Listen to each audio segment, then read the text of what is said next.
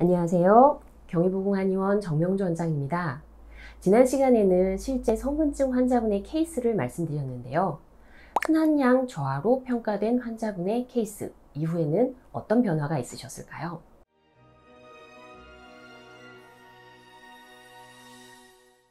이분은 저하된 순환 기능을 개선시키기 위해서 한약 치료를 병행하기도 하셨지만 생활에서 최대한 움직임을 많이 늘려주십시오 라고 부탁을 드렸습니다.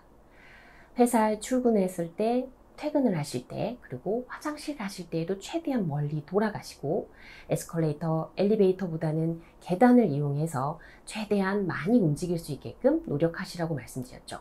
집에서도 집안일을 하실 때나 쓰레기를 버리실 때 계단을 이용해 최대한 많이 움직이시라고 말씀드렸습니다.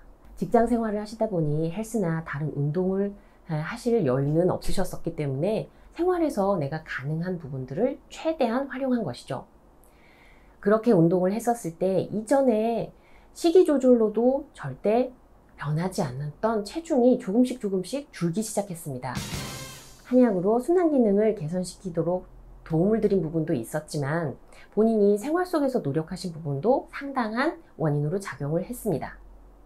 그렇게 했었을 때 첫 번째 좋아진 부분은 대변이 원활해지면서 붓기가 약간 빠지기 시작하시고 그러고 나면서 체중이 약간씩 줄어들기 시작했죠. 그렇게 해서 첫 번째 생리가 찾아왔습니다. 배란통은 약간 줄어들고 진통제는 지난달 먹었던 분량의 절반 정도로 감소되었습니다. 약간의 희망이 보이기 시작했죠. 조금은 더 노력하시도록 말씀드렸습니다. 최대한 많이 움직이고 땀을 흘릴 수 있도록 노력해달라고 얘기를 드렸죠. 가능하면 근력량을 늘릴 수 있게끔 웨이트 운동도 말씀드렸습니다. 본인도 몸 상태가 약간씩 변하는 것에 희망을 느끼셨는지 근력 운동을 해보겠다라고 얘기를 하시더라고요. 그렇게 해서 두 번째 생리가 찾아오는데 신기하게 배란통이 없습니다.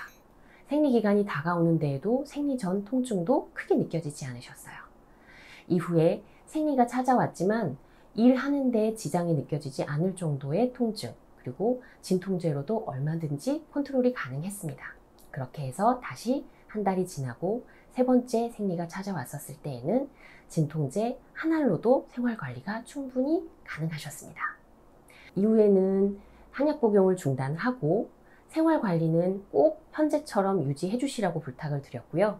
본인도 증상 개선이 되신 것을 보시고 나서는 순환의 기능이 얼마나 중요한지에 대해서 체감하게 되었다면서 운동량을 더 늘려보겠다고 의지를 보이셨습니다. 그렇게 해서 치료를 종료하고 이후에 다시 생리가 찾아왔었을 때 본인은 한약을 먹지 않았는데도 생리통이 이렇게 줄어든 상태로 유지되는 걸 보니 폐경대까지 얼마든지 견딜 수 있겠다라고 얘기를 하시더군요.